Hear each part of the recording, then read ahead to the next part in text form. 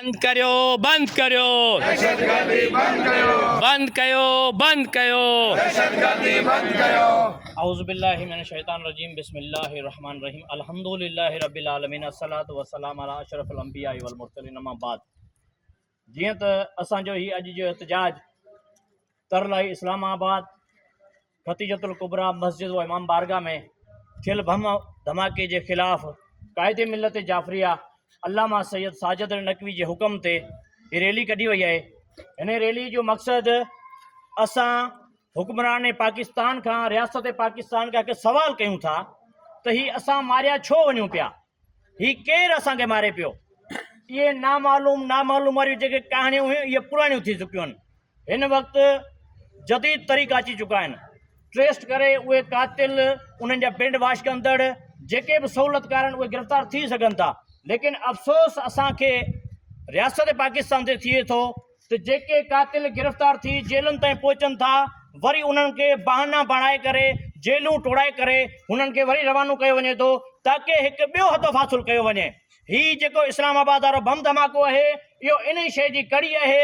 इहा ॻाल्हि न आहे त कातिल असांजा नामालूम आहिनि, असांखे ख़बर आहे त कातिल असांजा केर आहिनि, लेकिन असां रियासत पाकिस्तान खां इहो सवाल कयूं था जेकॾहिं तव्हां असांखे तहफ़ुज़ नथा ॾेई सघो त तव्हां ऐलान कयो शिया क़ौम पंहिंजो दिफ़ा पाण कंदी ऐं वतन अज़ीज़ ते आंच बचण न ॾींदी। बंद करियो, बंद करियो, दहशतगर्दी बंद कयो, बंद कयो, बंद कयो। दहशतगर्दी बंद कयो, ही माण्हू मारण, बंद कयो, ही माण्हू मारण, बंद कयो, शिया नस्ल कशी, बंद कयो, शिया नस्ल कशी। बंद कयो। लिहाजा असां हुकूमत पाकिस्तान का रियासत पाकिस्तान का वरी भी रिक्वेस्ट कयूं था तो बराए मेहरबानी ही जेके मामला हली रहा आहिनि हिननि जेको बम धमाका इन्हनि जी कड़ी जेका आहे ही तकफ़ीर तरफ़ वञे थी ऐं ताज़ो बम धमाको थियो आहे।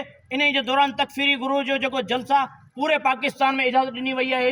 हर हंध जगह ते काफ़र काफ़र जा नारा बुलंद कया वञनि पिया। ज़ाहिरी ॻाल्हि आहे जिते हेॾा वॾा मजमा रियासत पाण उन्हनि खे प्रोवाइड करे थी त उते अहिड़ा बम धमाका ऐं अहिड़ा सान्या छो न थींदा।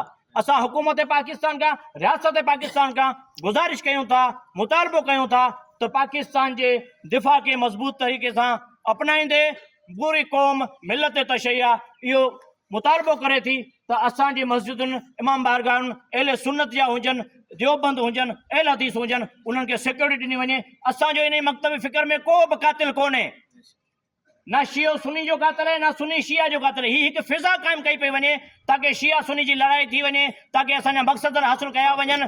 कॾहिं महिल इंडिया ते हयो वञे थो, केॾी महिल इसराइल ते हयो वञे थो, लेकिन उहे कातिल पाकिस्तान में पलजनि बि पिया ऐं पाकिस्तान में पहुचनि बि पिया ऐं रियासत इहो चवे पई त फिलाणे मुल्क मां अचनि पिया। बाबा फिलाणे मुल्क मां मौलाना फज़लुर रहमान चयो त हिकु ॾाढ़ू कोन थो अची सघे। उहो कातिल हेॾो सारो मवाद खणी इस्लामाबाद पहुतो कीअं? असांजो इहो सवाल आहे, रियासत पाकिस्तान जो सवाल आहे। वरी बि असीं वतन अज़ीज़ जे लाइ जेतिरा असांखे लाशा खणणा पिया असीं खणण जे लाइ तयारु आहियूं।